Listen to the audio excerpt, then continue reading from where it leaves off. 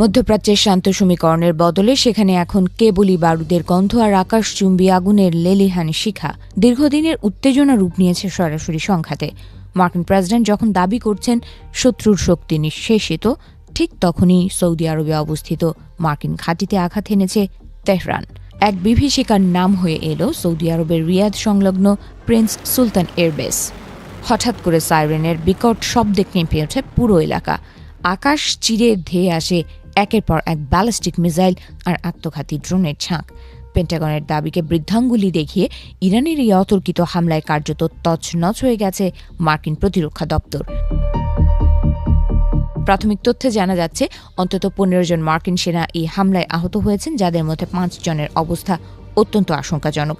তবে কেবল প্রাণহানি নয়, মার্কিন আভিজাত্যের প্রতীক হিসেবে পরিচিত একাধিক রিফুয়েলিং এয়ারক্রাফট এবং অত্যাধুনিক E-3 সেন্ট্রি নজরদারি বিমান এখন ধ্বংসস্তূপে পরিণত হয়েছে। দাউ দাউ করে জ্বলছে কয়েক কোটি ডলারের সামরিক সরঞ্জাম। আশ্চর্যের বিষয় হলো, এই হামলার মাত্র কয়েক ঘণ্টা আগেই মার্কিন প্রেসিডেন্ট ডোনাল্ড ট্রাম্প দাবি করেছিলেন ইরানের 99% মিসাইল সক্ষমতা ধ্বংস করে দেওয়া হয়েছে।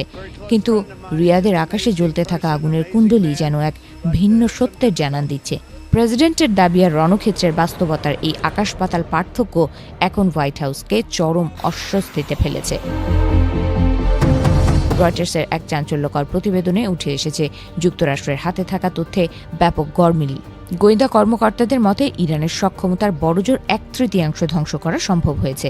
বাকি 2/3 মিসাইল ও ড্রোন হয়তো পাহাড়ি সুড়ঙ্গ বা মাটির নিচের গোপন বাংকারে অক্ষত রয়েছে, যা যে কোনো মুহূর্তে ধেয়ে আসতে পারে মার্কিন স্বার্থের দিকে। যুদ্ধে কেবল ইরানই ক্ষতিগ্রস্ত হচ্ছে না, দীর্ঘস্থায়ী এই লড়াইয়ে হাঁপিয়ে উঠছে মার্কিন ও ইসরায়েলি বাহিনীও।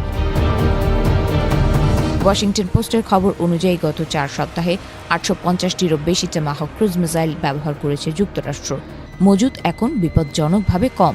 যে পরিমাণ মিসাইল তৈরি হতে বছরের পর বছর সময় লাগে, তা মাত্র কয়েকদিনেই ভস্মীভূত হচ্ছে যুদ্ধের ময়দানে। তবে পিছু হটতে নারাজ পেন্টাগন। খবর ছড়িয়েছে যে মার্কিন প্রতিরক্ষা দপ্তর এখন ইরানের ওপর চূড়ান্ত আঘাতের পরিকল্পনা করছে। এর মধ্যে রয়েছে বিশাল আকারের বোমা বর্ষণ এবং প্রয়োজনে স্থলসেনা পাঠানোর মতো ভয়াবহ সিদ্ধান্ত। এই পরিকল্পনা কার্যকর হলে পুরো মধ্যপ্রাচ্য যে এক মহাপ্রলয়ের সম্মুখীন হবে তা বলাই বাহুল্য।